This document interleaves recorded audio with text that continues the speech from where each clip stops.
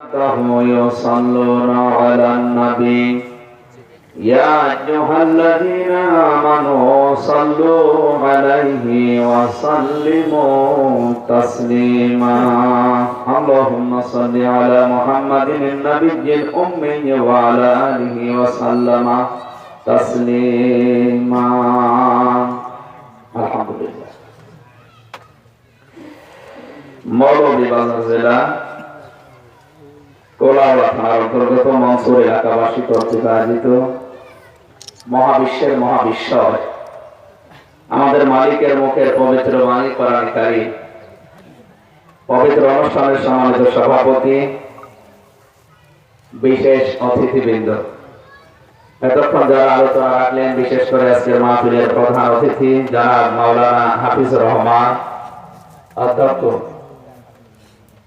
সিঙ্গাবাড়ি ফাসিল মাদ্রাসা দামাত বারাকাতুহুল আলিয়া, মঞ্চে বসা ওলামা ইকরাম, সামনে বসা মুসলমান ভাইরা, পর্দার আড়ালে সম্মানিত মা এবং বোনেরা, প্রশাসনের ভাইরা, প্রান্তীয় কোলাউড়াবাসী, দলমত নির্বিশেষে যারা কোরআনের এই অনুষ্ঠানে দিনের বেলায় হাজার কাজ বাদ দিয়ে আসলে খুশি হয়ে বলেন আলহামদুলিল্লাহ। মা ইউরিদুল্লাহু খায়রান ইউফাক্কিহু ফিদ-দ্বীন। আল্লাহ যাকে ভালোবাসেন, যার কল্যাণ চান, তাকে কোরআনে কারিমের জ্ঞান দান করে। এখানে এসেছি শুধুমাত্র কোরআনের জন্য, নাকি কাউকে দেখানোতে? এটা কিন্তু এখন ক্লাস চলছে। কি চলছে বলে তো? কোরআনের একটা ক্লাস চলছে। ছাত্র যেভাবে জবাব দেন, যদি বুঝে থাকে তাহলে জবাব দেবে। শুনতে এসেছি কি বলে তো? কোরআন। কোরআন কিভাবে উপস্থাপন করতে হয় মানুষের সামনে আল্লাহ শিখিয়েছেন নিজে। আমরা আল্লাহ শেখানো পদ্ধতিতে এগিয়ে যাচ্ছি। দেখি আল্লাহ কি বলে। আল্লাহ পাক বলেন, আলিফ লাম রা কিতাবুন উনজিলা ইলাইকা ফালা ইয়াকুন ফি সাদরিকা হারাজুম মিনহু লিতুনদিরা বিহি ওয়া যিকরা লিল মুমিনিন। হে নবী, কোরআন আপনাকে আমি এই জন্য দিয়েছি, ফালা ইয়াকুন ফি সাদরিকা, আপনার মনের ভেতরে যেন কোনো সংকীর্ণতা, সংশয়, সন্দেহ, দ্বিধা, দ্বন্দ্ব এগুলো কাজ না করে। কি করতে যে? কোরআন দিয়ে মানুষদেরকে সতর্ক করতে গিয়ে যিকরা লিল মুমিনিন, কোরআন মুমিনদের জন্য উপদেশ। সুবহানাল্লাহ সুবহানাল্লাহ। এখানে হারাজুন শব্দের ব্যাখ্যা হয় দুইটা। এক নম্বরে, আপনি যখন কোরআনের কথা বলতে যাবেন, হয়তো অনেকেই অবিশ্বাস করবে, এরকম মানুষ মুসলমানদের ভেতরে অন্তত নেই। আছে না? আপনি আন্দাজে কথা বলবেন। কোন মুসলমান যদি সে দাবি করে কোরআন শোনার পরে অবিশ্বাস করে, বিশ্বাস করে না, এরকম মানুষ পৃথিবীতে নেই, তাহলে তো মুসলমান না। কথা বলেননি? দ্বিতীয় নম্বরে, আপনি যখন কোরআনের কথা বলতে যাবেন, সমাজে আবহমান কাল থেকে অনেক নিয়ম নীতি চলে আসছে, যেগুলো মানুষ ইসলাম মনে করে পালন করে। আপনি কোরআনের সঠিক ব্যাখ্যা বিশ্লেষণ যখন তুলে ধরবেন, তখন ওইগুলোর সাথে মিলবে না। ওই মানুষগুলো তখন আপনার এই কথা মানতে চাইবে না, শত্রুতা করবে, বিরোধিতা করবে। এরকম পজিশন দুনিয়ায় আসতে পারে, এটা আল্লাহ জানে না নাকি? জানেন। তাহলে হারাজুনের ব্যাখ্যা কয়টা পেলাম? এক নম্বরে, কোরআন শোনার পরে অবিশ্বাস করে, এরকম মানুষ মুসলমানদের ভেতরে নেই। দ্বিতীয় নম্বরে, সমাজে প্রচলিত কিছু বানানো ইবাদতের সাথে কোরআনের নিয়ম নীতির মিল নেই, যেগুলো বাংলাদেশে বেশি চলে। আমরা সামনে যাবো ইনশাআল্লাহ। যে বানানো ইবাদত গুলো দিয়ে মানুষকে বোকা বানিয়ে, ধোঁকা দিয়ে অনেকে ব্যবসা করে খাচ্ছে। কথা যদি না বোঝেন, আমি সামনে যাবো না। এই পর্যন্ত বুঝেছেন? কোরআনের কথায় বাধা দেয় এক প্রকার মানুষকে, যারা বোঝে না, না বুঝে বাধা দেয়, ওটা আলাদা ব্যাপার। কিন্তু বোঝা শোনার পরে বাধা দেয় তারা, যারা দেখে আবহমান কাল থেকে অনেক নিয়ম নীতি, ধর্ম বলে আমরা পালন করছি, সেইগুলোর সাথে তো কোরআনের আলোচনার মিল নেই। তখন ওই মানুষগুলো বোঝার পর না বোঝার ভান করে থাকে। এমনকি ওরা বিশ্বাস করে আমির হামজা বানিয়ে কথা বলবে না, ও যা বলছে সত্য কথা বলছে। কিন্তু কিন্তু কি? কিন্তু আছে। সূরা মাইদা 7 নাম্বার পারা 4 নাম্বার পৃষ্ঠার প্রথম নাম্বার লাইনের 104 নাম্বার আয়াতে আছে ওয়া ইযা কিলা লাহুম তাআলাউ ইলা মা আনজালাল্লাহু ওয়া ইলার রাসূলি ক্বালু হাসবুনা মা ওয়াজাদনা আলাইহি আবাআনা আওয়ালাউ কানা আবাউহুম লা ইয়াকিলুনা শাইআন ওয়া লা ইয়াহতাদুন।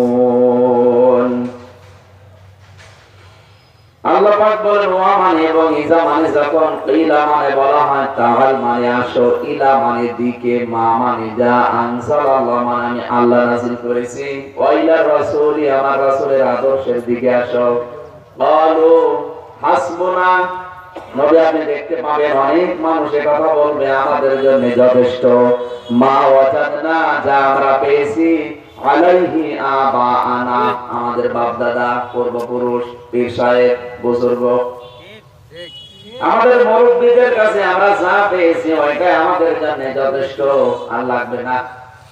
আওয়ালাউ কানা আবাউহুম হারফে ইস্তেফাম প্রশ্নবোধক চিহ্ন ইন্টারোগেটিভ সেন্টেন্স এটা। আল্লাহ বলেন যদিও তাদের এই বাপ দাদা পূর্বপুরুষ মুরব্বিরা পীর সাহেবরা লা ইয়াকিলুনা শাইআ তেমন কিছু বুঝতো না ইসলাম সম্পর্কে ওয়ালা ইয়াহতাদুন হেদায়েতের উপরেও ছিল না এরপরও অন্ধভাবে তাদেরকে ওরা মেনে চলবে আপনার কথা মানবে না। আমার মনে এটা 1000 বছর আগে চলে গেছে এখন এরকম মানুষ দেশে নেই আছে মানে সিলেট বিভাগে আরো বেশি ঠিক ওরে কোরআন শরীফ দুলিয়ে খাওয়াবে মানবে না বাবা আসা বলিস ওইটাই ঠিক তোর বাবা বড় হয়ে গেল ঠিক ঠিক এজন্য কোরআন উপস্থাপন করার ধরনে আল্লাহ শিখিয়েছেন হারাজন মিনহু লিতুনজিরা বিহি আপনার মনের ভেতরে কোনো সংশয় সন্দেহ দ্বিধা দ্বন্দ্ব ভয় ভীতি কিছু যেন কাজ না করে যখন কোরআন প্রচার করবেন ওই সময় এখন আমি কি প্রচার করছি বলেন বলেন কোন ভয় ভীতি আমার ভেতরে আসলে সঠিক কথা আসবে না সুতরাং সব বাদ যা হবে কালকে নাকি অন্তত আমি চলে যাই এরপরে যতটুকু আয়াত পড়েছি আয়াতের উপরে মেসেজ করে তাফসীর আকারে কথা বলবো ইনশাআল্লাহ। আল্লাহ যেন আমাকে তৌফিক দেন আর আপনাদেরকে ধৈর্য ধারণ করে শোনার পরিবেশ দান করেন আমিন। রাসূলের উপরে দরুদ আর সালাম পাঠ করে নিলাম যিনি কিয়ামতে আমাদের জন্য সুপারিশ করবে। কার জন্য? আমাদের জন্য। মানুষের মরণের পরে যত রকমের সম্পর্ক আপনার দুনিয়ায় থাকে সব কাট হয়ে যায় না। এখানে কথা বলে কে কি পানি লাগবে না ভাই একেবারে নড়বেন না চুপ করে বসুন। মরণের পরে মানুষের যত সম্পর্ক আছে সব শেষ সব ছিন্ন হয়ে যাবে কাট হয়ে যাবে কোন সম্পর্ক আর বাকি থাকবে না। কথা বুঝেছেন? তাহলে আমার এই সম্পর্ক আছে আপনার সাথে কতদিন যতদিন মরণ না আসে চোখ বন্ধ হলে শেষ। শুধু আমার সাথে না আপনার মায়ের সাথে বাবার সাথে আপনার ভাইয়ের সাথে স্ত্রীর সাথে যা আছে সব এই সম্পর্ক ওই পর্যন্ত থাকে যতক্ষণ মরণ না আসে। মরণ আসলে ও সম্পর্ক সব আল্লাহ কাট করে দেয়। ফালা আনসাবা বাইনাহুম ইয়াউমাইযিন ওয়া লা ইয়াতাসাআলুন। শুধুমাত্র রক্তের সম্পর্ক না যত রকমের সম্পর্ক মানুষ গড়তে পারে একটা বেগানা মেয়ে লোকের সাথে যে সম্পর্ক এটা কি রক্তের সম্পর্ক না। কথা বলে না। অনেকে আবার প্রেমিকার মাথায় হাত দিয়ে কসম দেয় আল্লাহর কসম আমি করে ভুলে যাব না। হাত দিয়েছে কার মাথায়? পুরাটাই হারাম কসম দিচ্ছে আল্লাহর নাম। এই যে সম্পর্কটা কতক্ষণ পর্যন্ত আপনার থাকবে যতক্ষণ চোখ বন্ধ না হবে। হয়তো আছে চোখ বন্ধ হলে ওই প্রেমিকা প্রেমিকা থাকবে ওর শত্রু হবে। এটা তো আমি বানিয়ে বললাম প্রেমিকা যে শত্রু হবে এটা আমি বানালাম। এই আয়াতের শেষের দিকে আছে ইয়াউমাইযিন ওয়া লা ইয়াতাসাআলুন। আপনার যে মায়ের কথা বাবার কথা আপনার প্রেমিকার কথা জিজ্ঞাসা করবেন ওরকম মনও থাকবে না। যত রকমের সম্পর্ক দুনিয়ায় থাকতে পারে আমার আল্লাহ সব কাট করে দেবে, সব শেষ, একটাও আর বাকি থাকবে না। হাদিসে পড়েছি ঈসা নবীর মতো এত বড় পাওয়ারফুল নবীও কিয়ামতের ওই কঠিন ময়দানে ডাক দিয়ে বলবে, আল্লাহ আমার মা মরিয়মের ব্যাপারে আমার কোনো কথা নেই, ওনাকে কি করবা, জান্নাতে না জাহান্নামে দিবা আমি জানি না, তুমি আমাকে বাঁচাও। কি বুঝলেন বলেন তো? এত বড় পাওয়ারফুল নবী যদি মায়ের পরিচয় দিতে রাজি না হয়, কে আছে আপনার দুনিয়ায় যে আপনার পরিচয় দেবে? যারা ধান্দা খুলে বসে আছে তাদের কোনো চিন্তা নেই, আমি আছি, ওটা আরেক ধান্দাবাজ। মা যদি বলে 500 বছর পর্যন্ত মায়ের পা ধরে অনেকে পড়ে থাকবে, এটা তাফসীরে ফি জিলালিল কোরআনে আছে। সাইয়্যিদ কুতুব বলেন 500 বছর অনেকে মায়ের পা ধরে থাকবে, 500 বছর পরে মা ওর মুখে লাথি দিয়ে বলবে, দুনিয়া আমার বিয়ে হয়নি, করে পাবো কোথায়? সিলেট বাসী মগজ যদি মাথায় থাকে, চিন্তা ভাবনা করেন ঠান্ডা মাথায়, মা যদি কথা বলতে পারে 500 বছর পর আপনার দুনিয়ায় আর পরিচয় দেওয়ার মতো তো আমি কাউকে পাচ্ছি না, আপনি পেয়েছেন? পেয়েছেন? ঈসা নবী, ইব্রাহিম নবী, নিজের মা নিজের বাবা যদি কথা বলে পালিয়ে যায়, আমার বিশ্বাস অনেক পীর কিয়ামতে বলবে, আল্লাহ আমি পীর ছিলাম না। বলবে, কারণ যদি বলে আমি পীর ছিলাম তাহলে মুরিদকে সমস্যা করবে না। এটা বলবে আল্লাহ আমি পীর ছিলাম না, ও মুরিদ, কিসের মুরিদ? যদি বলে তুই কি ছিলি, বললাম তাও জানি না। ও নিজের পরিচয় নিজেও দিতে ভয় পাবে, কারণ আল্লাহ জাব্বার কাহার নাম যখন ধারণ করবেন, নবীজি পর্যন্ত মাথা তুলতে সাহস পাবে না, সেজদায় পড়ে থাকবে তাও 50,000 বছর। কি মনে করছেন আমি জানি না, এত বড় কঠিন ময়দানে যেখানে অন্যের পরিচয় জিজ্ঞাসা করার মনও আসবে না, প্রতিটি মানুষ নিজের চিন্তায় পেরেশান থাকবে, ওই ময়দানে আর যাদের ভরসা করে আছেন এগুলো সব মিথ্যা কথা, বানানো কথা, ভুয়া, ভুলে যান। আপনার পরিচয় থাকবে শুধু আপনার নিজের নেক আমলের উপরে। আল্লাহ আমাদেরকে বুঝতেন, সঠিকভাবে বোঝার তৌফিক দেন। কেউ যখন পরিচয় দেয় না, প্রত্যেকেই নিজের চিন্তায় ব্যস্ত, হঠাৎ ডান দিক থেকে একটা আওয়াজ বেশি আসবে, রব্বি হাবলি ইয়া উম্মতি। তিনি বলবেন আল্লাহ তুমি আমাকে বাঁচাও, তিনি বলবে আল্লাহ তুমি আমার উম্মতকে বাঁচাও। এই উম্মত কোন উম্মত? যেটা মদের ব্যবসা করে, কারো থেকে দায় নিয়ে আসে। দায় মানে বাবার ব্যবসা করে, আবার এগুলো উম্মত নাকি? আপনাকে উম্মত হওয়ার জন্য যে শর্তগুলো আছে ওইগুলো পূরণ করা লাগবে। কেউ যদি নবীর উম্মত হতে চায় তাহলে দুইটা কাজ তার জীবনে থাকাই লাগবে। কয়টা? আরো জোরে বলে। এক নম্বরে সত্যকে সত্য জানার পরে দুনিয়া একদিকে গেলেও আপনাকে মানা লাগবে না, আমি বোঝাতে পারবো। সত্যকে সত্য যদি জানেন, যেটা সত্য বিষয়, দুনিয়া একদিকে যদি যায় আপনাকে একা হলেও দাঁড়িয়ে থাকা লাগবে। আর কোন কিছুকে আপনি ছোট মনে করতে পারবেন না, সে যে সৃষ্টি হোক। যারা সত্যকে সত্য বলে গ্রহণ করতে অনিচ্ছুক, মানতে চায় না, আর যারা কোন সৃষ্টিকে ছোট মনে করে, এই দুইটা গুণ যাদের ভেতরে আছে ওগুলো নবীর উম্মত না। জোরে বলেন নাউযুবিল্লাহ। এই বাংলাদেশে আমরা যারা উম্মত দাবি করি রাসূলের, এই দুইটা গুণ এখন আমাদের বেশি। এক নম্বরে বলেছি যারা সত্যকে সত্য জানার পরে গ্রহণ করে না। এখানে আমি এসে কথা বলছি সূরা তাওবার 111 নম্বর আয়াত থেকে। অন্তত এখানে মুসলিম যারা বসে আছে তারা বিশ্বাস করে না, ও বাবার কথা বলবে না, ও বানানো কথা বলবে না, ও সঠিক কথা বলবে। কথা শোনার পরে দেখবে কি, ওকে আমার হুজুরের মুরিদ নাকি দেখি। যে দেখে না এটা আমার হুজুরের মুরিদ না, আমার দলের লোক না, সত্য হওয়ার পর তখন মানে না। ঠিক, কথা বলে ঠিক।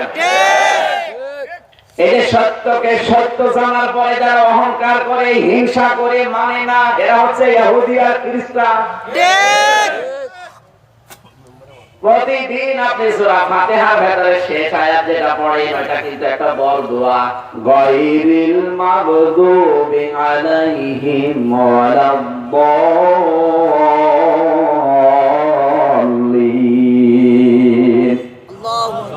আল্লাহকে বলছেন, আল্লাহ তুমি তাদের পথে আমাদেরকে চালিও না যে মানুষগুলো মাগদুব এবং দাল্লিন, যারা অভিশপ্ত, যারা অভিসম্পাত পেয়েছে, যারা তোমার বরদোয়া পেয়েছে, তাদের রাস্তায় আমাদেরকে দিও না। আমরা কোরআন হাদিস পড়ে যতটুকু জানি, ইহুদি আর খ্রিস্টান এই দুইটা জাতির লোকেরা আল্লাহর লানত প্রাপ্ত, আল্লাহর অভিশাপ প্রাপ্ত। কেন এরা আল্লাহর লানত পেয়েছে? ইহুদি এবং খ্রিস্টানদের যে সমস্ত কিতাব আল্লাহ দিয়েছেন, তাওরাত, ইনজিল, আজকের তেলাওয়াত আয়াতে যেখানে আছে ওয়াদান আলাইহি হাক্কান ফিত তাওরাতি ওয়াল ইনজিলি ওয়াল কুরআন, এই তাওরাত আর ইনজিলে আমি নবীর কথা দিয়েছিলাম। এই কথা জানার পরে, বোঝার পরে ওরা অহংকার করে, হিংসা করে মানত না। ইহুদি আর খ্রিস্টানরা বলতো মুহাম্মদ যদি নবী হবে তের গরিব বংশে, এই গরিব সংসারে আসবে কোন কারণে? ধনী মানুষ নবী হতে পারে না, ও গরিব নবী মানি না। অহংকার করতো। আর হিংসা কি? যে নবী যদি আসে আমাদের ইহুদি বংশে, খ্রিস্টান বংশে আনবে, কুরাইশ বংশে মুসলমানদের নবী, ওগুলো আমরা মানি না। ওরা কিন্তু জানতো মুহাম্মদ রাসূলুল্লাহ সত্য নবী। কারণ তাওরাত ইনজিলের বড় নবীর নাম ওদের নবীর চাইতেও বেশি ছিল। তাওরাতে এবং ইনজিলে বিশ্ব নবীর নাম মুসা নবী, ঈসা নবীর চাইতেও বেশি ছিল। কথা বুঝতেছেন? এগুলো দেখার পরে জানতো কিন্তু মানতো না, হিংসা করে, অহংকার করে। এখান থেকে যেটা বোঝা যায়, সত্যকে সত্য জানার পরে হিংসা করে, অহংকার করে যারা মানে না, ওরাও এক প্রকার ইহুদি অথবা খ্রিস্টান। ঠিক। এই দেশে মনে হয় নেই? আছে মানে আমরাই। দ্বিতীয় নম্বর কি? তোর সৃষ্টিকে ছোট মনে করা, অহংকার করা তার সাথে। এখন তো এটা আরো দিন দিন বেড়ে যাচ্ছে। যে যখন চেয়ারে থাকে সে তখন গিয়ারে থাকে। ঠিক। এটা আমি এখন চেয়ারে আছি, আমি এখন গিয়ারে আছি। ঠিক। এর মেম্বারও মনে করছে গিয়ারে আছে। মনে করছে না লাগবে না। অথচ পৃথিবীর কোন চেয়ার যে স্থায়ী না, আমরা অনেকে বিশ্বাসও করি না। পৃথিবীর কোন চেয়ার স্থায়ী না, একটা চেয়ার মাত্র স্থায়ী, সেটা প্রধানমন্ত্রী।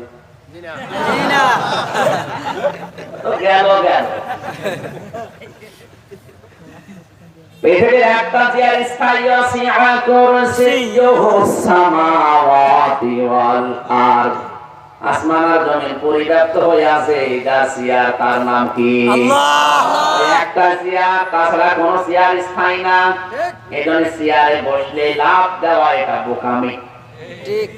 অনেকে চেয়ারে বসে মনে করে কি হনুরে, হনুমাবি।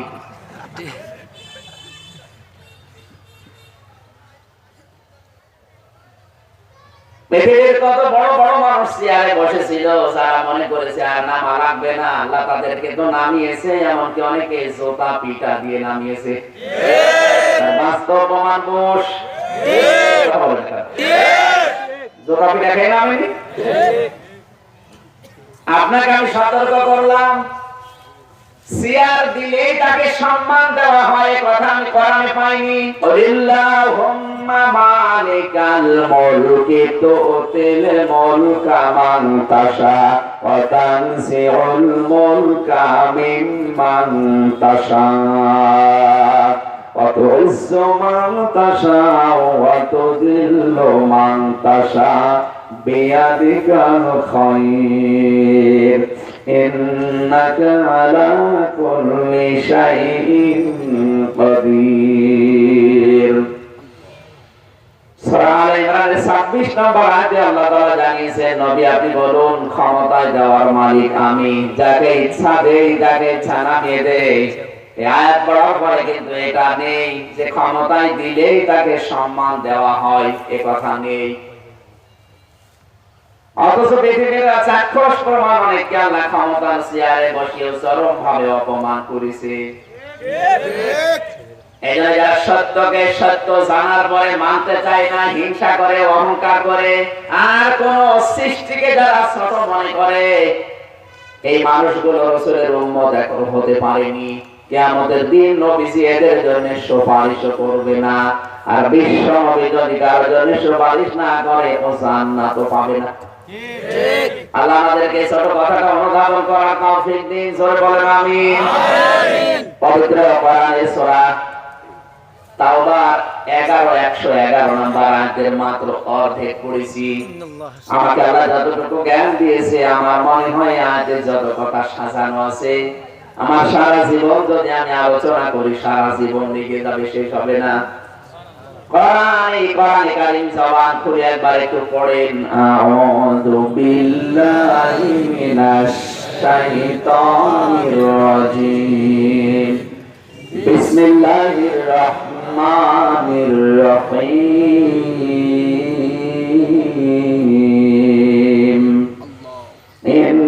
ইন্নাল্লাহা আশতারা মিনাল মুমিনিনা أنفسهم وأموالهم بأن لهم الجنة. صدق الله العظيم. জবাব করে না কেন? কিছু জিন্দা ওলি বসে আছে, ও জবাব করবে। সূরা নাম কি বললাম? তাওবা। হাতের মতো বলেন কি? তাওবা মানে আমরা বাংলাদেশে যে তাওবা বুঝি, আস্তাগফিরুল্লাহ রাব্বি মিন কুল্লি যামবি ওয়া তুবিলাই, হয়ে গেল না। তাওবা শব্দের ব্যাখ্যা, আকিমুস সালাতের ব্যাখ্যা, এরকম 27টা ব্যাখ্যা বাংলাদেশে পুরো উল্টিয়ে দিয়েছে, যেগুলো এদেশে চলে না।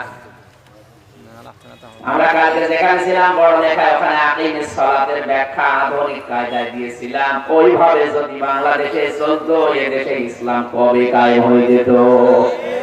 ওটা পুরো পাল্টিয়ে দিয়েছে। আকিমুস সালাত মানে মনে করে নামাজ পড়া না।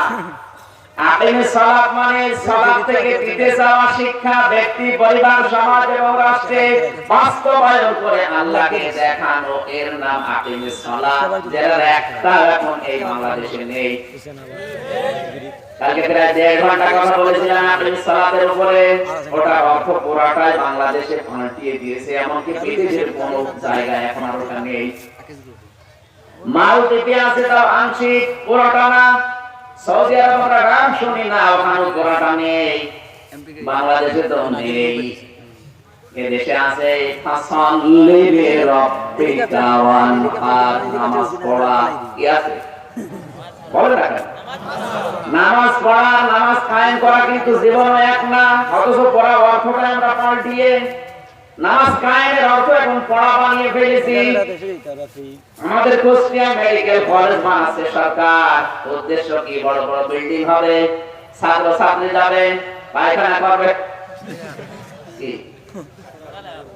এখানে গবেষণাগার হচ্ছে, হোস্টেল বানাচ্ছে, মসজিদ বানিয়েছে। 1 লক্ষ মানুষ এক জায়গায় নামাজ পড়তে পারে। বাংলাদেশের ভেতরে বড় মসজিদ, সব ঠিক আছে, কিন্তু সরকারের উদ্দেশ্য হচ্ছে এখানে ছেলেমেয়েরা এসে যা শিখবে, এটা বাংলার বিভিন্ন জেলাতে গিয়ে প্র্যাকটিক্যাল লাইফে মানুষকে সেবা দেবে, এটা উদ্দেশ্য।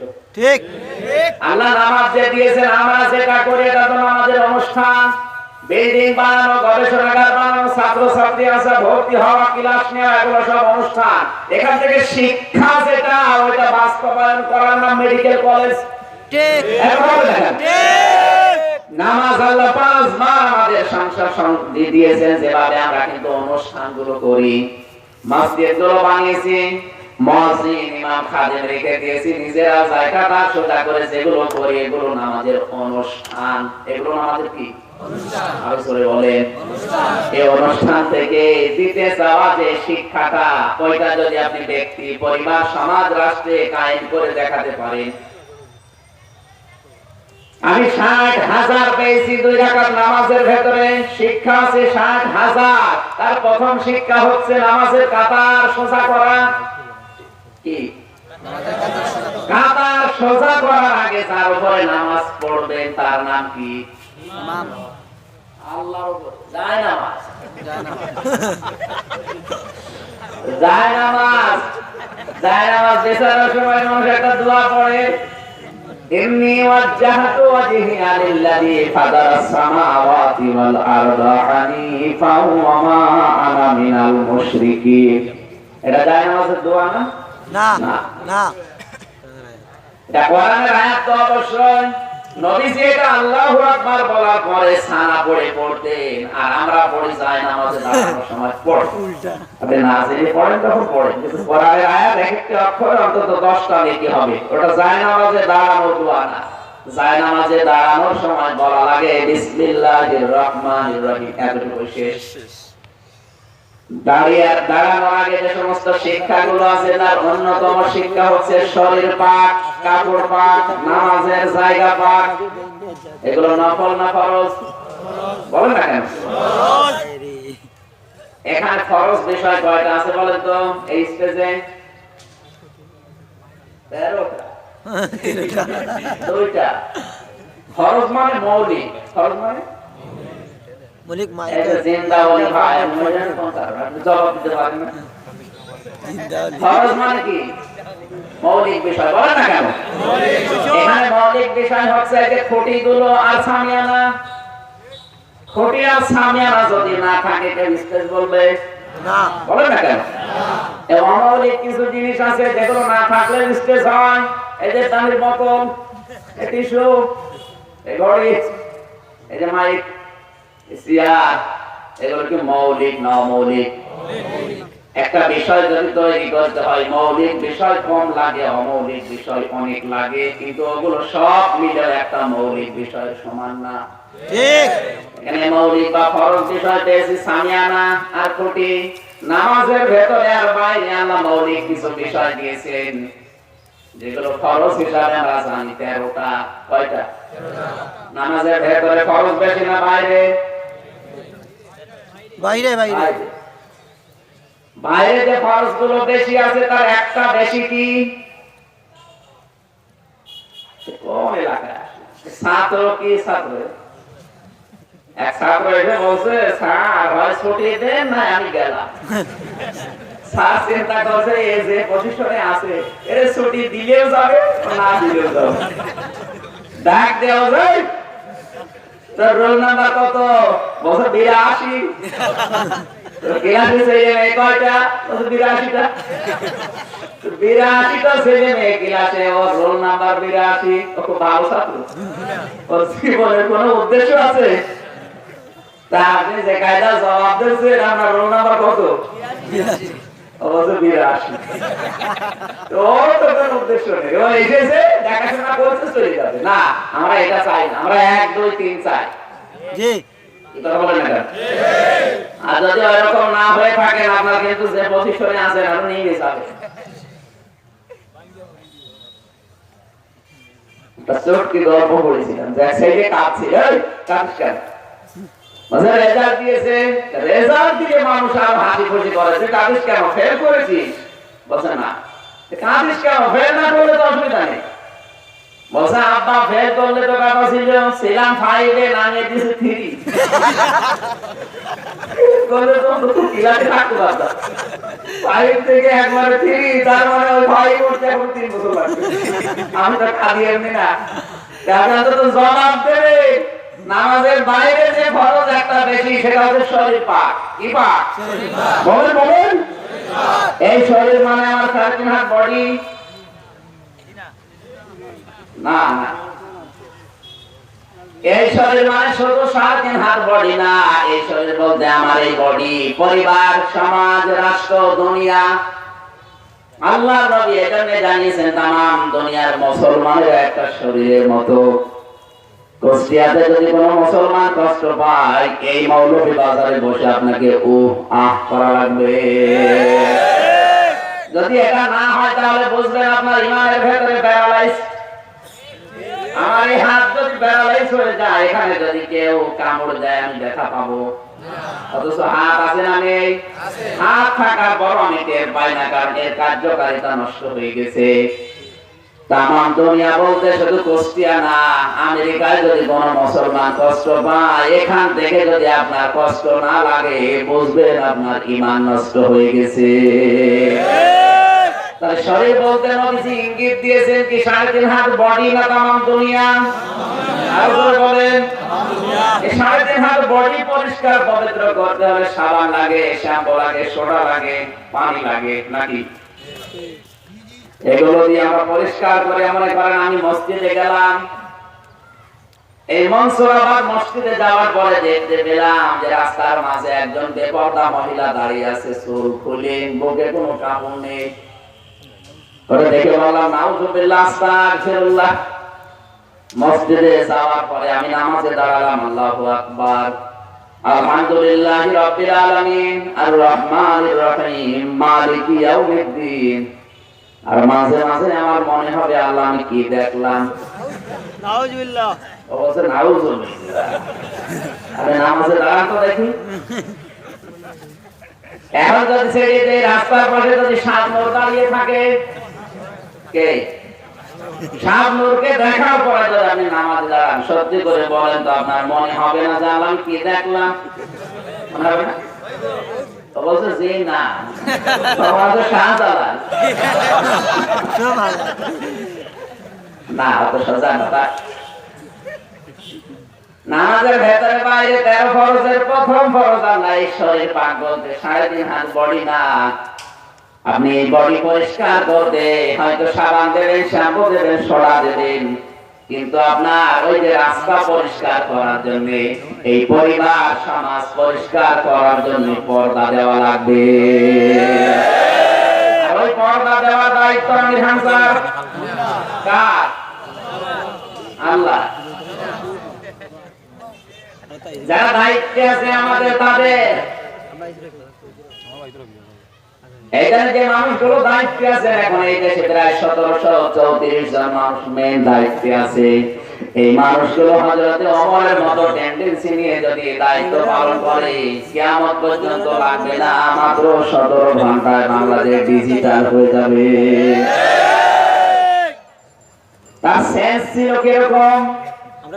হাদিস শরীফ থেকে বলছি, খলিফাতুল মুসলিমিন হযরত ওমর ফারুক আযম রাদিয়াল্লাহু তাআলা আনহু, তিনি রাষ্ট্রের কি কাজ যেন হিসাব করছিলেন, আলো জ্বালিয়ে, ল্যাম্প বলেন, হারিকেন বলেন, আর মোমবাতি বলেন, যাই বলেন, তেল দিয়ে, ফয়েল দিয়ে, তিনি অয়েল দিয়ে জ্বালাচ্ছিলেন। হঠাৎ করে হযরত আলী এশার নামাজ পড়ে আসলেন। সালাম দেওয়ার পরে হযরত আলীকে বসালেন, ডাক দিয়ে বললেন, আলী, তুমি আমার দেশের প্রধান বিচারপতি, তুমি এসেছো তোমার নিজের কোন ব্যক্তিগত কাজে না রাষ্ট্রের কোন কাজে?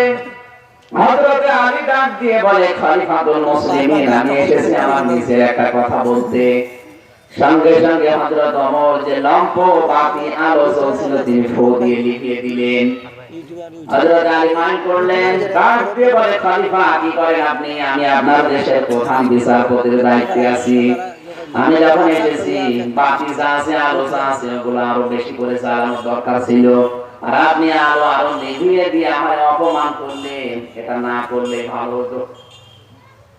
হযরত ওমর বলে, খলিফাতুল মুসলিমিন, হযরত ওমর তিনি বললেন, হে আলী, আমি যে হিসাব করছিলাম এটা কিন্তু জনগণের হিসাব। যে তেল, ফয়েল, অয়েল দিয়ে জ্বালাচ্ছিলাম, এটাও জনগণের ট্যাক্সের টাকা। জনগণের টাকা দিয়ে জনগণের হিসাব করছিলাম, এটার দায়িত্ব আমার না। তুমি যখন নিজের ব্যক্তিগত কাজে আসলে, তখন এই কাজটা তো আমার রাষ্ট্রের ভেতরে পড়ে না। তোমার সাথে আলাদা কথা বলতে হলে লম্প হারিকেন তেল জ্বালানো লাগবে, সে তেল আমার ঘরে নেই। এই জন্য আমি এটা লিখিয়ে দিলাম যেন জনগণের সম্পদ নষ্ট না হয়। হযরত আলী বলেন, খলিফা, এতদিন আপনার প্রতি আমার যে সেন্স ছিল, যে সম্মান ছিল, এটা দেখছি আজকে আরো বেড়ে গেল। আপনি তো আমাদের বিপদে ফেলে দিলেন। হযরত ওমর ডাক দিলেন, চোখের পানি ফেলে, আলী তুমি আমার দেশের প্রধান বিচারপতির দায়িত্বে আছো, তোমাকে দেখলে সম্মান দেওয়া আমারও দরকার, কিন্তু সম্মান দিতে হলে যে আরো দরকার ওই তেল আমার ঘরে নেই। আমি জনগণের সম্পদ নষ্ট করে তো তোমার সম্মান দিতে পারি না, এই কারণে জনগণের টাকা গুলো তেলগুলো আমি সেভ করেছি, তুমি আমারে মাফ করো।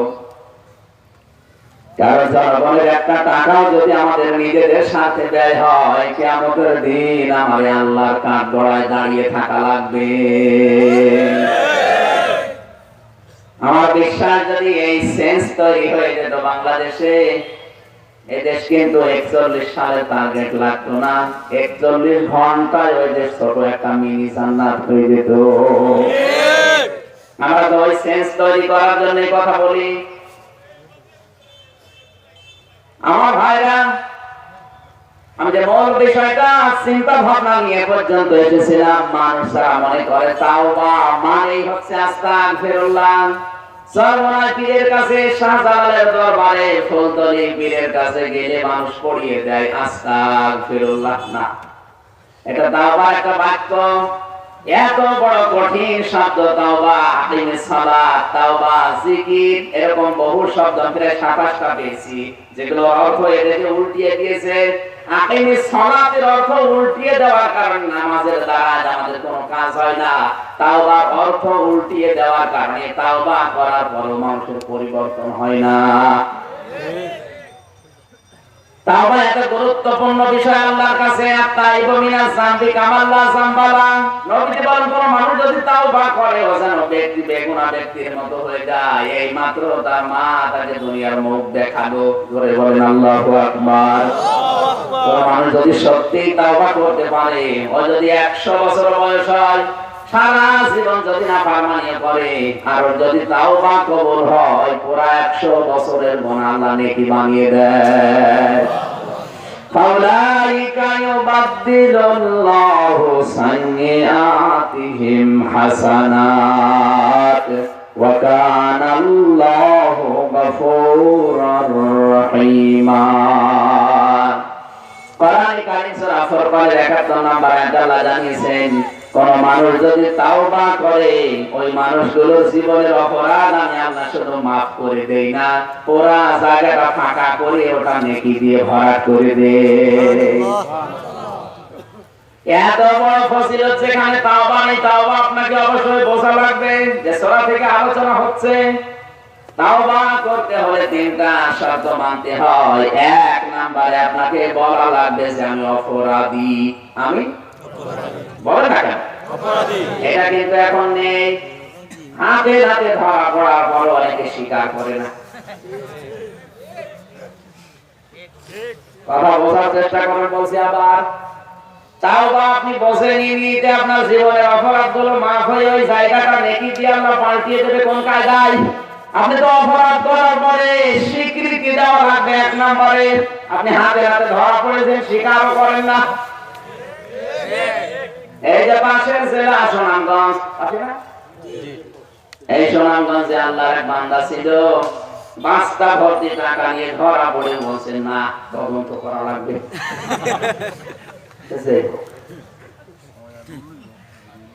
আপনি স্বীকৃতি দিতে চান না কেন বলেন তো? অপরাধ করার পরে স্বীকার করা লাগবে। অপরাধ করেছেন যার কাছে, স্বীকার করবেন তার কাছে। এখন যদি আপনি অপরাধ করেন জনগণের কাছে আর কাবা শরীফের গিলাফ ধরে বলছেন আল্লাহ আমারে মাফ করেন, এগুলো ভণ্ডামি ছাড়া কিছু না। আপনি তো অপরাধ আল্লাহর কাছে করেননি, অপরাধ করেছিলেন জনগণের কাছে। আজ এই দেশের 16 কোটি মানুষের হক যারা নষ্ট করে কাবার গিলাফ ধরে কাঁদে, আল্লাহ ওদের উপরে আরো রাগ করে।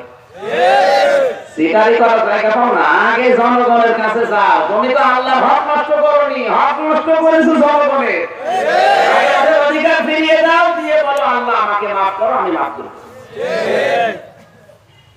এই হক কোন হক আল্লাহ জানে, আমরা জানি না। জানে কি হক? আমরা তো জানি। আপনি বলেন, অত জোরে বলা দরকার। এটা যে কোনো অধিকার আপনি নষ্ট করবেন, যার কাছে ক্ষমা চাবেন, বলেন না কেন?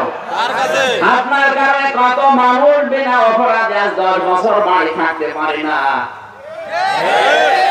এটা একটু বেশি বলে ফেললাম। কিচ্ছু জানে না, হঠাৎ করে ঘুমিয়ে আছে, চোখ বন্ধ করে চোখ খুলে দেখছে জেলখানায়। কি গো, তুই গাছ কেটেছিস, তুই গাড়িতে আগুন লাগিয়েছিস, অথচ ও ঘুমিয়েছিল ঘরে। জেলখানায় আবার ঘুমিয়েছে, ঘুম থেকে উঠে গেছে নিজের বাড়িতে। কি গো, মাঝখান থেকে আল্লাহর ওলিরা 2 লক্ষ টাকা বাড়ি থেকে নিয়ে গেছে। এই টাকা তো পুরা জায়েজ। বলেন, এরকম কায়দা করে অনেকে এই দেশে এখন খাচ্ছে। এ জেলা এখন শুরু হয়নি। এ জেলায় যদি শুরু না হয়, আপনি জেলখানায় যেয়ে দেখবেন শুরু হয়ে গেছে। জেলখানায় এখন সব চাইতে বড় ব্যবসার কারখানা। আমার যদি নিয়ে যায় জেলে আজকে বিনা কারণে, জেলে যাওয়ার পরে ম্যাটের সাথে যদি দেখা যায় মস্তান হয়ে গেছে, ওরা বলবে কি বাড়িতে লোকজন নেই, বাড়ির লোকজন কি খবরদার, এই যে মোবাইলে কথা বলে 1 মিনিটে 100 টাকা। ওরা নিজেরাই মোবাইল দেবে, নিজেরাই কল দেওয়াবে, 1 মিনিটে 100 টাকা। টাকা নিয়ে আসবে, আপনাকে খাবার দেবে হয়তো 20 টাকা, টাকা নেবে 10,000। আমি নিজে গিয়ে দেখেছি এই সমস্ত জায়গাগুলোতে, ওখানে যারা বড় বড় ম্যাড হয়ে যায় তারা প্রতি মাসে 7-8 লাখ টাকা জেলের আসামি হওয়ার পর পাঠায়। আর বাকি যারা অস্ত্র নিয়ে আছে দায়িত্বে, ওরা তো আল্লাহর ওলি। কি কায়দায় উপায় হচ্ছে গো। এখানে অবৈধ টাকা যারা ইনকাম করছে, এটা যেহেতু কালকে ইন্টারনেটে চলেছে, ওদের কানে চাবি আমি জানি। আর যারা অবৈধভাবে ইনকাম করছেন, আপনার এই সম্পদ কিন্তু দুনিয়া আখিরাতে কোনো কাজে আসবে না।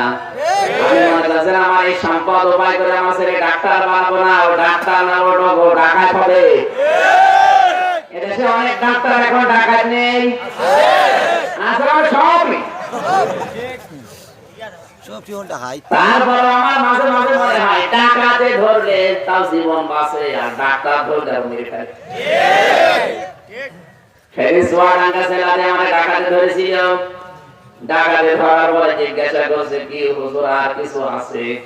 হ্যাঁ দেন। সব দেওয়ার পরে যাওয়ার সময় বলছে হুজুর এই টাকা নিয়ে যান, তেল কিনে নেবেন। ড্রাইভার আমার বলছে হুজুরের ডাকাত হলো ইমানদার ডাকাত, তেল কিনে টাকা দিয়ে দিল। আর যদি ডাক্তার হাতে পড়তেন, সেটা বাড়ি ঘর ঘড়ি বাড়ি বিক্রি করে টাকা দেওয়া লাগতো। অবৈধ ইনকাম যারা করছে না, এই সম্পদ আপনাকে আল্লাহ ভোগ করতে দেবে না। সবচেয়ে বড় ক্ষতি হবে আপনার মারা যাওয়ার পরে, ওই সম্পদ গুলো আরো অবৈধ কাজে আপনার সন্তান, আপনার বউ, আপনার দলের লোক ব্যয় করবে, আর ফিলাক্সি লোড হয়ে আপনার আমলনামায় জমা হবে। এখন যদি বলেন তো মোবাইল নাম্বার নেই, মোবাইল নাম্বার এমনি খুলে যাবে, মোবাইল নাম্বার লাগবে না। আমাদের এই মুহূর্তে সাবধান হওয়া দরকার। তাওবার কথা বলছিলাম, তাওবা করবেন তার কাছে, অপরাধ করেছেন যার কাছে। কথা বোঝা গেছে না? আপনি বলেন এটা যদি বাংলাদেশের মানুষ বুঝতো, তাহলে আমাদের অধিকার আমরা ফিরে পেতাম। এদিকে তাকান, অপরাধ হবে যার কাছে, স্বীকার করবেন। আরো জোরে বলেন, অপরাধ যার কাছে স্বীকার হবে। অপরাধ যদি বোর কাছে করেন, বোর কাছে স্বীকার করেন যে আমার ভুল হয়ে গেছে। কোন বউ যদি স্বামীর কাছে অপরাধ করে, তাকে স্বীকার করা লাগবে স্বামীর কাছে। আব্দুল্লাহ ইবনে মাসউদ থেকে বর্ণিত, বিশ্বনবী জানিয়েছেন এই পৃথিবীতে বুদ্ধিমান মহিলা তো ওইটা যে 3টা কাজ দুনিয়ায় করে না। কয়টা? আরো জোরে বলেন। মেয়েরা আছে, সম্মানিত মা বোন যদি থাকে আশপাশে, আপনাকে বলছি 3টা কাজ কোন বুদ্ধিমান মহিলা করে না। 1 নম্বরে স্বামীর কোন কথার উপরে, কাজের উপরে জেদ ধরে থাকে না। স্বামীর কথা কোন কাজের উপরে কোন মহিলা যদি জেদ ধরে থাকে, ওই মহিলা নেককার মহিলা নয়। দ্বিতীয় নম্বরে স্বামীর মুখের উপরে মাথা তুলে যারা জোরে গরম দিয়ে কথা বলে। আমার মনে হয় বেশি বলে ফেললাম নাকি? তিন নম্বরে নিজের বাবা মা আত্মীয় স্বজনের কথা শুনে স্বামীর বাড়ির লোকজনের সাথে যারা খারাপ ব্যবহার করে। যে তিনটা গুণ বললাম, আমার মনে হয় এই তিনটা গুণই এখন অধিকাংশ মানুষের বোর ভেতরে আছে। কার বোর ভেতরে আছে হাত তোলে তো? একজন শুধু, তাও দুই হাত দিয়েছিল আমার নাম ভয়। ঠিক আছে তাই না, আমি হাসি করাতে দেই না। আছে এখানে হাজারো মানুষ এরকম আছে যাদের বোর ভেতরে তিনটা গুণই আছে। স্বামীর সাথে জিদ ধরে থাকে, স্বামীর সাথে জিদ ধরে থাকে, স্বামীর মুখের উপরে জোর গলায় কথা বলে, আর বাবা মার কথা শুনে, নিজের বোনের কথা শুনে স্বামীর মা বাবার সাথে, স্বামীর বাড়ির লোকের সাথে খারাপ ব্যবহার করে। আল্লাহ এরকম বউ থেকে হেফাজত করুন, জোরে বলেন আমিন। আমার মনে হয় মহিলারা যে রাগা রেগেছে আগামী বছরে জেলায় আসতে দেবে না। মা বোন বউ যাদের আছে, সন্তান যাদের আছে, তাদেরকে আল্লাহ চক্ষু শীতলকারী কিভাবে বানাবে এজন্য একটা দোয়া শিখিয়েছে। কোরআনে কারীম থেকে ওই দোয়াটা সবাই পড়েন। রব্বানা হাব লানা মিন আজওয়াজিনা ওয়া যুররিয়াতিনা কুররাতা আয়ুনিন ওয়াজআলনা লিল মুত্তাকিনা ইমামা। জোরে বলেন আল্লাহু আকবার। আল্লাহ পাক বলেন আমার কাছে দোয়া করো, হায় রব তুমি আমাকে বউ দাও। কেমন বউ দেবে? যে বউ দেখলে আমার চোখ শীতল হয়ে যায়, এমন সন্তান আমাকে দান করো যার দিকে তাকালে আমার চক্ষু শীতল হয়। আর তুমি আমাদেরকে মুত্তাকি পরহেজগার মানুষের নেতা, অভিভাবক, গাইডলাইন দাতা বানাও। জোরে বলেন আমিন। আমার ভাইরা, আমি আবার বলছি, তাওবার 1 নাম্বার শর্ত, অপরাধ যার কাছে স্বীকার করবেন। অপরাধ যদি করেন জনগণের কাছে স্বীকারও করা লাগবে, জনগণের কাছে। জনগণের কোনো হক যদি নষ্ট করেন স্বীকার করার দরকার নেই। যদি স্বীকার না করে আপনি আসমানে গিয়েও বলেন আল্লাহ আমাকে মাফ করেন, আপনাকে মাফ করা হবে না। যদি মাফ করা হয় তাহলে এই আয়াত মিথ্যা। বাংলাদেশের মানুষ যারা আমরা আছি, যদি সবাই প্রত্যেকের জায়গা থেকে এই তাওবাটা করতে পারতাম, এই দেশের কোন মানুষ তার অধিকার হারাতো না। এটা কি রাজনীতি? আপনি করেছেন তাই।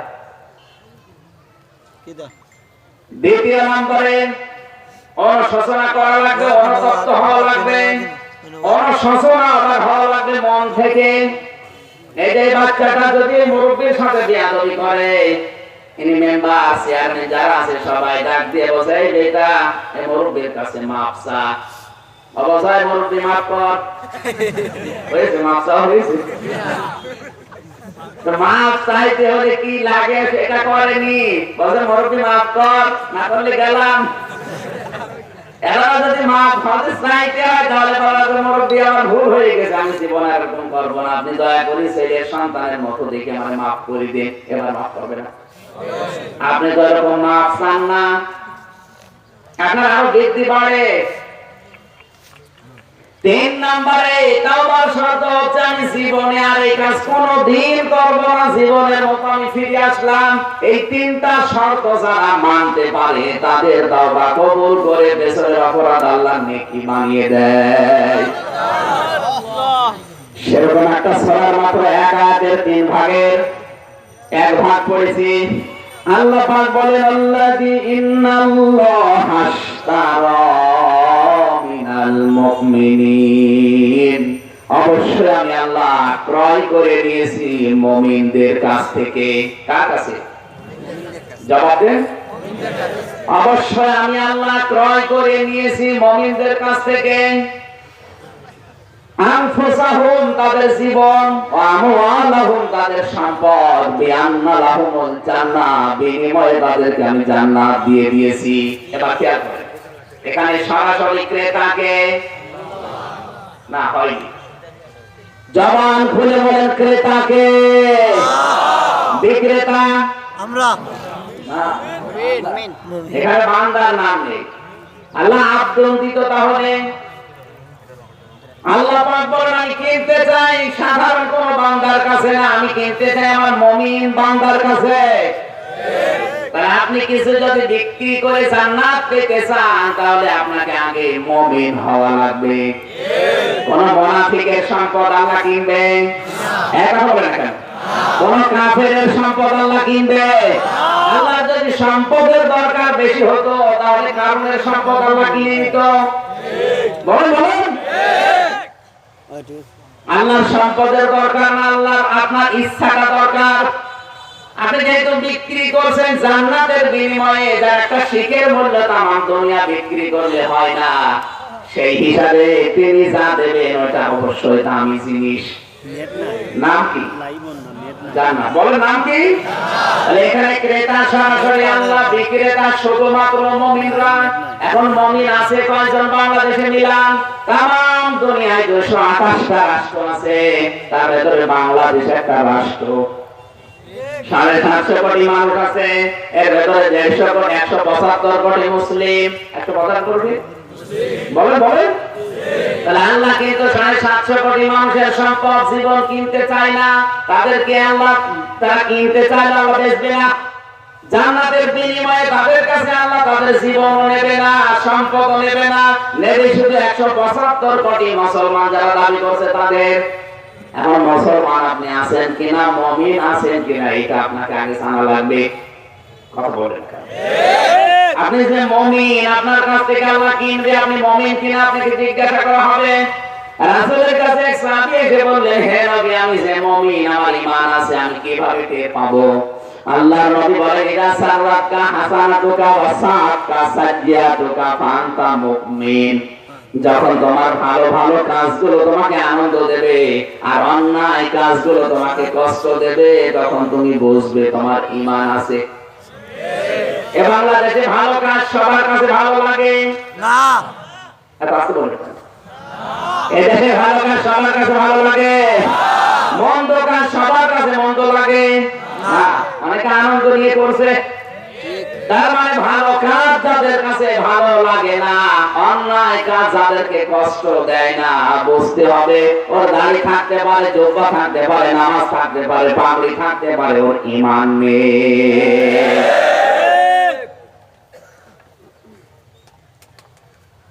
গত বছর এই মাহফিলটা আপনারা বন্ধ করে দিয়েছিলেন, যে মানুষগুলো থানায় গিয়ে প্রশাসনের কাছে কমপ্লেন দিয়েছে, প্রতিটি কথা মিথ্যা কথা বলেছিলেন। আমাকে কল দিয়ে পরে বলেছে, হুজুর আপনাকে আমি আসতে দেই না, এটা আমার ব্যর্থতা না, আমার মন কেটে যাচ্ছে। কিন্তু সকালবেলায় পাগড়ি মাথায় দিয়ে কারা যারা এসে আপনার নামে লিস্ট করে দিল যে আপনি নাকি রাজাকার। আমি বললাম, স্যার আমি রাজাকার, আমার বয়স কত জানেন? 28 বছর। আমার বাবাও তো সময় হয়নি। যখন কামড় দিয়ে বলছে আপনাকে আমি দেখিনি, নাম শুনেছি, কিন্তু 28 বছর বয়সে রাজাকার হয় কি করে, এটা তো মেনে নেওয়া যায় না। যারা এসে লিখিত কমপ্লেন দিল, এরা কারা? ও চেহারা দেখে তো মনে হচ্ছিল জান্নাত থেকে মানুষ। ওর পাগড়ি আছে, জুব্বা আছে, দাড়ি আছে, ওর নামের আগে মাওলানা লেখা আছে, কিন্তু ওর ঈমান নেই। ভালো কাজ আপনার মন ডেকেই বলবে। এখানে গাঁজা খাওয়া হয় না, মদ খাওয়া হয় না, ডাল খাওয়া হয় না, এখানে কিছু বললে হয়তো চরিত্র সংশোধনের কথা বলা হয়। এই ভালো কাজে যারা বাধা দিল, ওর ঈমান নাই। বলেন বলেন। আর অন্যায় কাজ যাদের কাছে কষ্ট লাগে না, আরো আনন্দ লাগে। এই সিলেটে মৌলভীবাজারে বাইরের দেশ থেকে কত নর্তকী এসেছিল, আমি পেপারে দেখেছিলাম। সেগুলো বাধা দেওয়ার জন্য কেউ চেষ্টাও করেনি, কেউ থানায় কমপ্লেন দেয়নি। আমি নাম নাই নিলাম, সননিগম না কি যেন না, একদম শৃঙ্খল বেপরদা মানুষ এসে যা বলেছে, এরকম কাজ কারবারে বাধা আপনি দিলেন না, আর সাপোর্ট দিলেন। যা হচ্ছে ওটা রাষ্ট্রের ব্যাপার, ওইটা যদি রাষ্ট্রের ব্যাপার হয়ে থাকে, এটা কি? 96% মুসলমানের এই দেশ, বাকি 4 ভাগ অন্য জাতি আছে, তাই তাদের ধর্মীয় স্বাধীনতা 100 ভাগ, আর আমরা 96 ভাগ থাকার পর আমাদের ধর্মীয় স্বাধীনতা কিছুই নেই। অনুষ্ঠানটা করতে গিয়ে 14 জায়গায় পারমিশন নেওয়া লাগবে। কোনটা বলো তো? পূজা করতে তো পারমিশন লাগে না? ওদের কাছে পূজা যেমন আমাদের কাছে কোরআন সেরকম। ভালো কাজ যাদের কাছে ভালো লাগে না, মন্দ কাজ যাদের কষ্ট দেয় না, এদের আর যাই থাকতে পারে, এদের কি নেই? ঈমান নেই। বলেন না কেন? ঈমান নেই। ঈমান যদি না থাকে, আল্লাহ তার জীবন, তার সম্পদ, তার নামাজ, তার রোজা, তার যাকাত কিনবে না? কিনবে না। যে কোনো একটা জিনিস বিক্রি করতে হলে আমরা 4টা জিনিস দেখি। একজন ক্রেতা লাগে, একজন বিক্রেতা লাগে, একটা মূল্য লাগে, একটা সম্পদ লাগে। এখানে সরাসরি ক্রেতা আমার আল্লাহ, বিক্রেতা যারা মুমিন তারা। সুতরাং মুমিন না হয়ে গেলে যদি মাদ্রাসা বানায়, ওই মাদ্রাসা কবুল? বলুন। মুমিন না হয়ে গেলে যদি মসজিদে টাইলস লাগিয়ে দেয়, টাইলস লাগানো বেকার। এজন্য আপনাকে মুমিন হওয়া লাগবে। যেহেতু সরাসরি ক্রেতা আল্লাহ নিজে, উনি অনেক বিচক্ষণ নাকি? বিচক্ষণ না? আজকের মেম্বার যদি বাজারে গিয়ে মাছ কিনতে যায়, পচা মাছ কিনবে? বলে না কেন? ওনাদের কতটুকু মেধা আছে, যোগ্যতা আছে, বিচক্ষণতা আছে, তাই পচা মাছ কিনতে যাচ্ছে না। মহান আল্লাহ যদি জান্নাতের বিনিময়ে আপনার কাছ থেকে কিছু কিনতে চায়, উনি পচা সম্পদ, পচা জীবন কিনবে না। মানুষের জীবন এবং সম্পদ পচে যায় কখন? যখন ওর ভেতরে শিরক মিশ্রণ করা হয়। আর হাজারো মানুষের, আমাদের ভেতরে যারা আছে, আমাদের ভেতরে অনেক মানুষের ভেতরে শিরক মিশ্রণ করা, তার মানে আমাদের জীবনটা পচে গেছে। এটা গাউসুল আজম বলে জিকির হয় সিলেট এলাকায়। গাউসুল আজম, গাউস মানে সাহায্যকারী, আজম মানে মহান। মহান সাহায্যকারী একমাত্র কে? আল্লাহ। এটা যদি কেউ আব্দুল কাদের জিলানীকে মনে করে, বড় পীরকে মনে করে, ও আল্লাহর সাথে শিরক করেছে, ওর জীবন পচে গেছে। একটা কথা আপনি ভুল প্রমাণ করতে পারবেন না, গাউসুল আজম বলে জিকির করা জায়েজ নেই। গাউসুল আজম যদি কেউ জিকির করতে চায়, তাহলে আমার আল্লাহর দিকে ইন্ডিকেট করা লাগবে। আপনি পীরের নামে বলছেন আব্দুল কাদের জিলানী, আব্দুল কাদের জিলানী চেয়েছে কার কাছে? বলেন। আর আপনি কাছের কার কাছে? এই সিলেট আর চট্টগ্রাম, এই 2 বিভাগে এগুলো বেশি চলে। আবেগ নিয়ে ইসলাম মানে কিসের আবেগ? আবেগ নিয়ে ইসলাম চলে না। আপনাকে ইসলাম মানা লাগবে বিবেক নিয়ে। উদ্দীপনা ইসলামের ভেতরে, কিন্তু উদ্দীপনা যেটা আছে, আমরা উন্মাদনা তৈরি করে ফেলেছি। উন্মাদনা ইসলামে জায়েজ নেই। ইসলামে জায়েজ আছে উদ্দীপনা। না, কথা বলেন। ইসলামে উন্মাদনা বলেন দেখা। আজ উন্মাদনা এগুলো ভেতরে নিয়ে আসার কারণে অনেকে বোমাবাজি করে ইসলামের নামে। এটা কিন্তু উদ্দীপনা না, এটা উন্মাদনা। এটা কি? এই জন্য উন্মাদনা আমাদের ইসলাম ধর্মে নেই, উন্মাদনা আছে অন্য ধর্মে। আমি ধর্মগুলোর নাম নিলাম না, অন্যান্য ধর্মের নিয়ম নীতির দিকে তাকান, ওদের যত নিয়ম নীতি সব উন্মাদনার সাথে সম্পৃক্ত। আর আমরা যারা মুসলিম দাবি করি, আমাদের ইসলাম এটা উন্মাদনার স্বীকৃতি দেয় না, এটা স্বীকৃতি দেয় উদ্দীপনার। জোরে বলে সুবহানাল্লাহ। আমাদের ধর্মীয় যে অনুষ্ঠান আচার গুলো আছে, আপনি তাকাবেন, একটাও কিন্তু শুধু খাবো নেব না। আগে ত্যাগ, এরপরে ভোগ। আর অন্যান্য ধর্মের যত নিয়ম নীতি আছে, যত দিবস বানানো আছে, সবগুলো খাবো নেব খাবো। ঈদুল আজহা, ঈদুল ফিতর, আপনি আগে খাবেন, আগে নেবেন হবে না। ঈদুল আজহায় যদি কেউ আনন্দ করতে চায়, আগে কোরবানি দেবেন। ওই গোশত নিজে খাবেন, নিজের ছেলেকে খাওয়াবেন, প্রথমে হবে না। ওটা আগে গরিবকে খাওয়ান, গরিবের ছেলে মেয়েরা খাবে, হাসবে, আনন্দ করবে, ওইটা দেখে আপনি খাবেন। ঈদুল ফিতরও ঠিক একই অবস্থা। আগে নামাজে যাওয়ার আগে ফিতরা দেন, সাদকা করেন, যাকাত দেন, দান করেন, ওইটা কিনে গরিবেরা খাবে, সেমাই খেয়ে আনন্দ করবে, তারপরে আপনি আনন্দ করবেন। তার মানে ইসলামের যত দিবস আছে আগে ত্যাগ, এরপরে ভোগ। আর অন্য ধর্মের যত নিয়ম নীতি আপনি তাকান, আর যত দিবস আমরা বানিয়েছি, বিশেষ করে আন্তর্জাতিক বাণিজ্যিক সাম্রাজ্যবাদী যারা, ওরা নতুন নতুন দিবস বানায়, আমাদের পকেটের টাকাগুলো খসিয়ে নেয় আর আমাদেরকে দুনিয়ার ভোগবাদী বস্তুতে পরিণত করে। এক নাম্বারে এই যে পয়লা বৈশাখ, পয়লা বৈশাখে কেউ কে বলে যে দেব দেব না, খালি নেব খাবো। জুতা আছে নতুন, তারপর বলে বাবা জুতা কিনে দেওয়া লাগবে।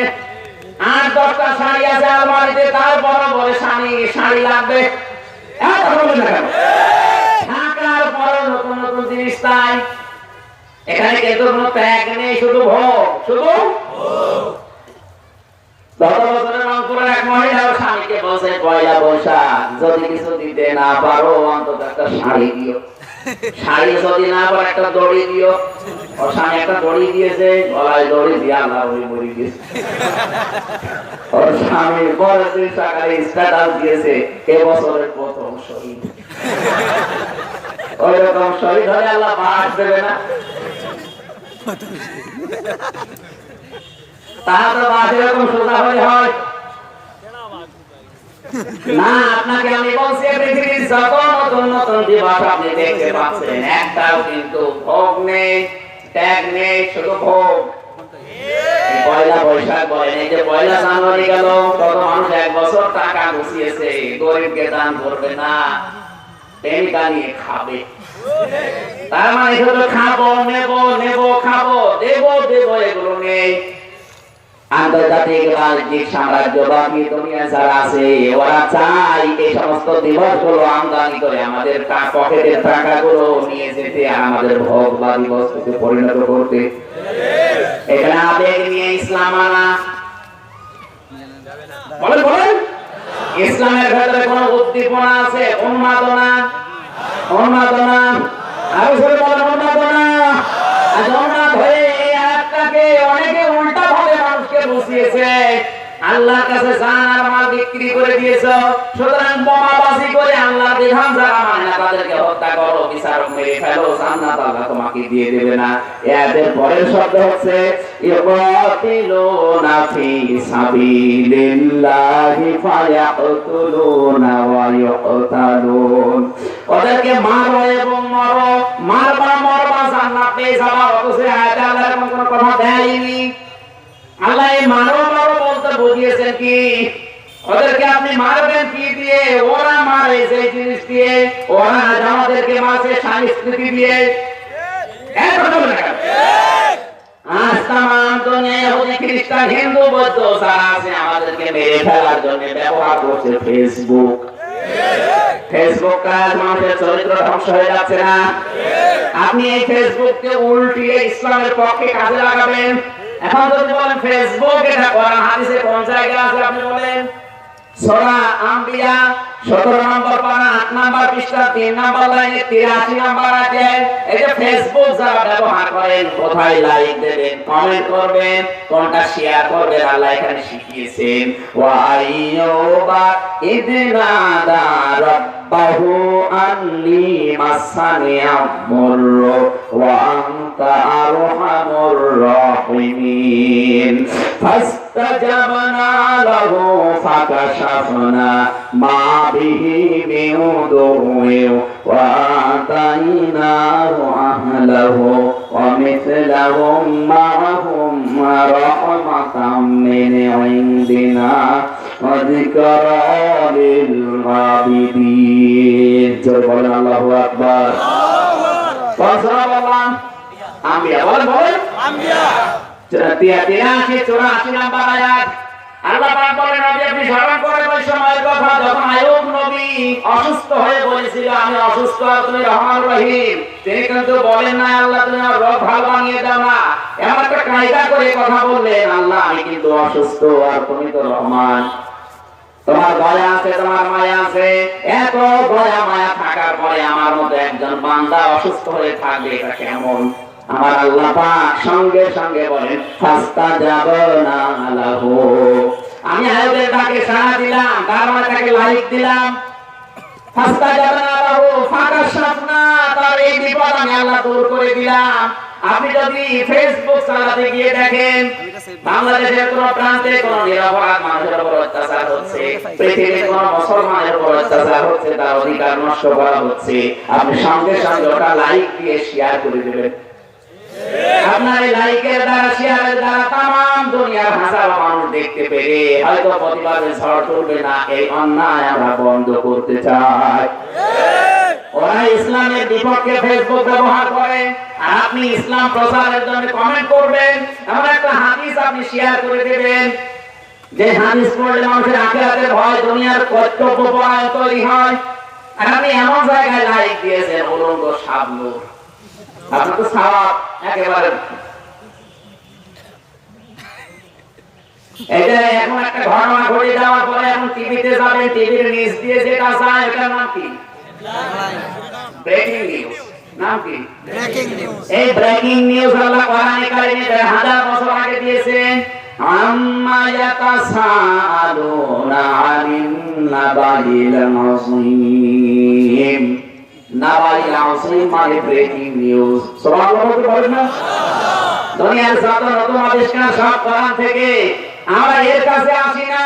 ওরা যেটা ব্যবহার করে ইসলাম ধ্বংস করছে, আমরা এইটাকে ব্যবহার করে উল্টিয়ে ওদের ওইটা ধ্বংস করা লাগবে।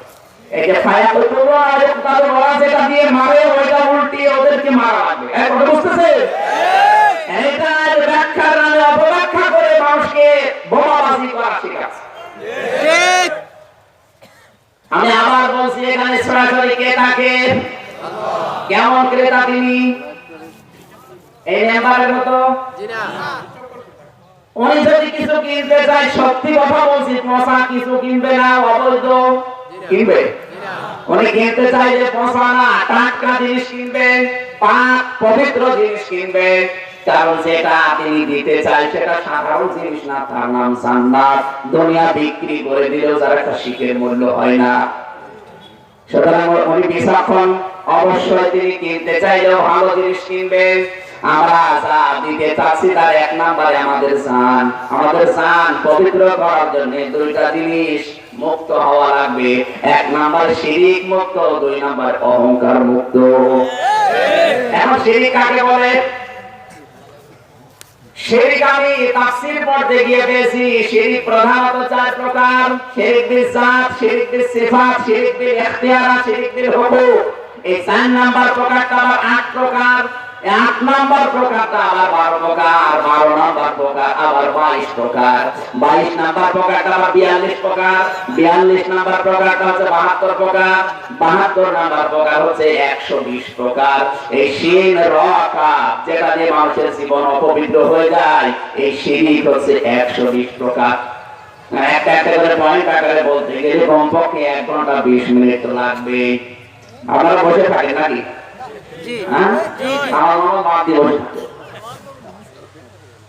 এক কথায় সামারাইজ করে বলছি, এত বলতে গেলে সময় বহু লাগবে।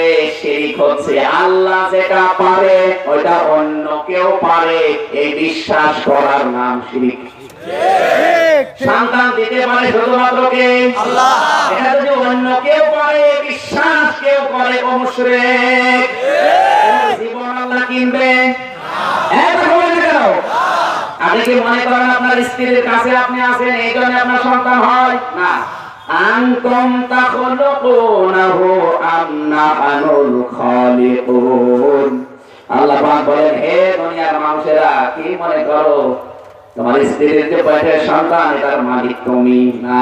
তোমার দায়িত্ব শুধু বিছানায় থাকা, বাকি যা করার আমি আল্লাহ করি। তোমার মতো কত ছেলে মধ্যে তার স্ত্রীর কাছে বছরের পর বছরে আছে, সন্তানের মুখ দেখে না। কথা বলে না কেন? তোমাকে যেটা দিয়েছি ওটা আমি আল্লাহ নিজে দিয়েছি, কারণ আমি আল্লাহ খালিক, আমি তৈরি করি। আমি আবার বলছি, আল্লাহ যেটা পারে ওইটা অন্য কেউ পারে, বিশ্বাস করার নাম এই বিশ্বাস করার নাম। আইন তৈরি করতে পারে শুধুমাত্র কে? আল্লাহ। এটা বিশ্বাস করেন তো? আরো জোরে বলুন। ইয়াকুলুনা হাল্লানা মিনাল আমরি মিন শাইইন কুল ইন্নাল আমরা কুল্লাহু লিল্লাহ। সূরা আলে ইমরানের 154 নম্বর আয়াতের মাঝের অংশে আছে। বাংলাদেশে যত তাফসীর এখন পাওয়া যাবে 42টা, প্রত্যেকটা মুফাসসির আয়াতের ব্যাপারে এক কথাই লিখেছেন, ইয়াকুলুনা হাল্লানা মিনাল আমরি মিন শাইইন। হে নবী, ওরা যদি জিজ্ঞাসা করে দুনিয়া চালাতে গিয়ে আইন লাগে, সংবিধান লাগে, এই আইন তৈরি করার ক্ষমতা আমাদের আছে, আপনি বলুন ইন্নাল আমরা কুল্লাহু লিল্লাহ, আইন তৈরি করার শুধুমাত্র ক্ষমতা আল্লাহর। আল্লাহর এই ক্ষমতা যারা নিজেদের হাতে নিয়ে আইন তৈরি করছে এরা মুশরিক। মুশরিক বাংলাদেশে নেই, এবং ওই মুশরিকদের সাপোর্ট করছে অনেক মানুষ। এই লাগানো হয় নেই যে আপনার জীবন আল্লাহ কিনবে কি করে? শিরক দিয়ে ভরা।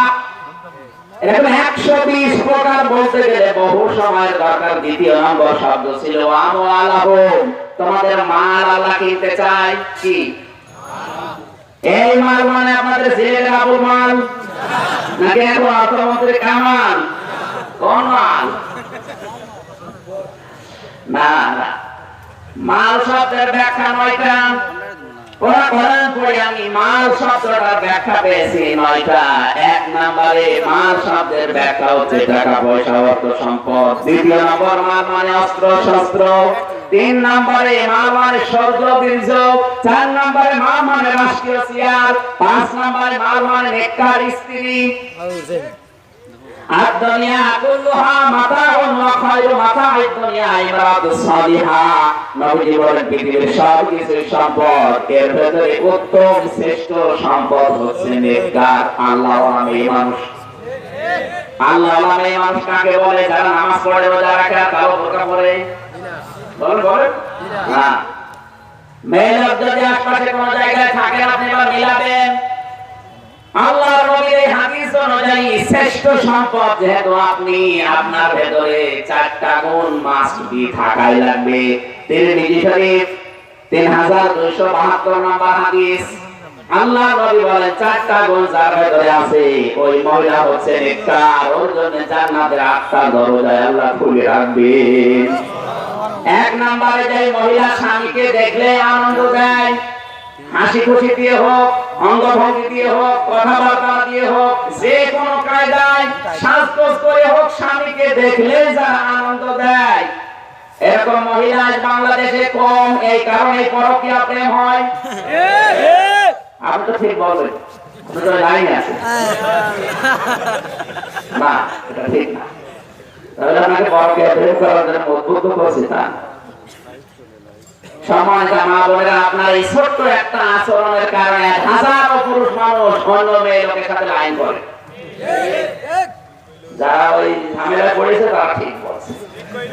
মেয়েদেরকে আহ্বান জানাবো, আপনার স্বামীকে দেখলে আপনি যে কোনো কায়দায়, ও খাওয়া থাক আর না থাক, আনন্দ দেওয়া লাগবে। এটা একটা ইবাদত। এটা কি? দরকারে স্বামীকে কাপড় কবু দেবেন না, স্বামীকে কাঁদো দিয়ে হলো, তাকে হাসা লাগবে, তাকে আনন্দ দেওয়া লাগবে। 2 নম্বর আল্লাহ নবী বলেন স্বামী যে জায়েজ হুকুম আছে জীবন থাকতে তোমার মানা লাগবে। 3 নম্বরে স্বামীর কথা ছাড়া বাড়ির বাইরে বলতে সফরের দূরত্বের বাইরে যেতে পারবা না। 4 নম্বরে স্বামী যেটা পছন্দ করে ওইটা তোমাকে পছন্দ করা লাগবে। আমি সহ যত স্বামী এখানে বসে আছে, প্রতিটি স্বামী পছন্দ করে বাসায় যে বিয়ের পরে যেন আমার মা বাবা আমার সাথে থাকে, কিন্তু 100টা 99টা মহিলা এটা চাই না। এটা একটু বেশি বলে ফেললাম। আমার মনে হয় আপনি আজকে বাড়ি যেয়ে দেখেন বাবা হুজুর কোথায় এসেছে, ওদের জীবনে না। ছয়জন জান্নাতি মহিলার জীবনী নিয়ে আমি যারা জান্নাত অলরেডি পেয়ে গেছে এরকম ছয়জনের জীবনী লিখেছি কোরআন আর হাদিস দিয়ে। এটা আমার গাড়িতে আছে, মেয়েদের জন্য আপনি নিয়ে যাবেন, বিশেষ করে যাদের মা আছে, বউ আছে, বউ জন্য নেবেন। এই ছয়জনের পড়া জীবন যদি পড়তে পারে, আল্লাহ না করুক ওর জীবনে অন্তত কিছু না কিছু পরিবর্তন আসবে। তার ভেতরে আমি অন্যতম পেয়েছি হযরতে আসিয়া। হযরতে আসিয়াকে তার স্বামী এত অত্যাচার করেছিল, হাতে ব্রেক, পায়ে ব্রেক, মাথার এই যে কপালে ব্রেক লাগিয়েছে, মাথার ভেতরে গরম তেল ঢেলে দিচ্ছে। কঠিন অবস্থা যখন চলে, রব্বুল আলামিন জান্নাত পাঠিয়ে দিয়ে জিবরাইলকে দিয়ে, হযরতে জিবরাইল এসে জান্নাত তুলে ধরলেন। আসিয়া ডাক দিয়ে বললেন, জিবরাইল জান্নাত না, আল্লাহকে বলো এই জান্নাতের ভেতরে একটা ঘর আমার জন্য তৈরি করতে, যে ঘরে বসে আল্লাহকে দেখা যায়। কোরআনে কারীম খুশি হয়ে তার জন্য একটা আয়াত নাযিল করেছেন, ইযি ক্বালাত রাব্বি ইবনি লি ইনদাকা বাইতান ফিল জান্নাতি ওয়া নাজিনি মিন ফিরআউনা ওয়া আমালিহি ওয়া নাজিনি মিনাল কওমিজ যালিমিন। আল্লাহ রাব্বুল আলামিন বলেন, আসিয়া এত বড় বিপদে আছে, একটু খেয়াল করেন, একটা তথ্য আছে এখানে।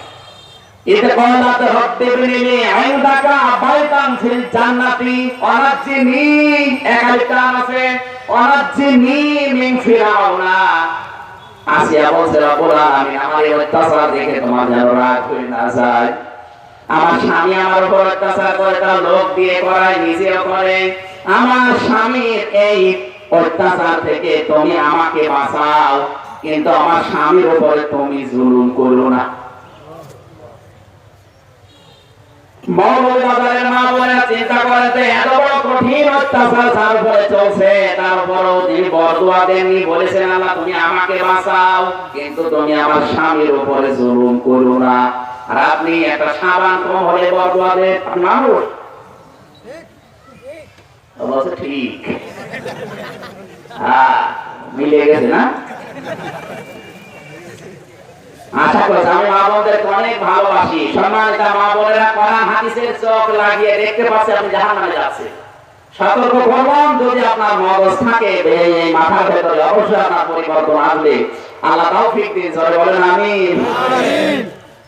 মেয়েদের সবচেয়ে বড় গুরুত্বপূর্ণ যে দায়িত্ব নবীজির মাধ্যমে আমরা পেয়েছি, এই পৃথিবীতে একজন পুরুষের জন্য যত নিয়ামত আল্লাহ দিয়েছে, সবচাইতে উত্তম এবং শ্রেষ্ঠ নিয়ামত হচ্ছে একটা ঈমানদার মানুষের জন্য তার নেককার স্ত্রী।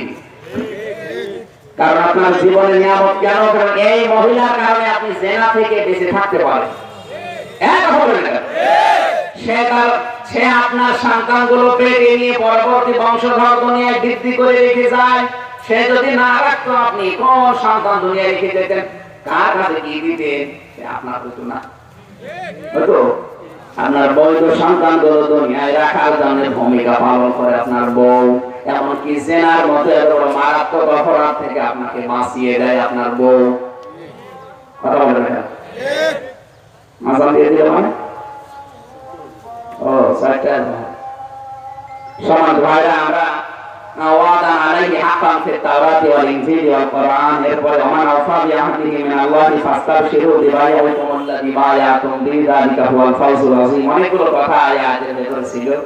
এরপরে বিশ্বনবীর একটা হাদিস পড়েছিলাম বিচার দিবস সম্পর্কে। আমরা আর কথা বাড়াতে পারলাম না, নামাজ যেহেতু সামনে, আমরা মুসাফির তো, আমরা নামাজ এখানে পড়ে দেবেন।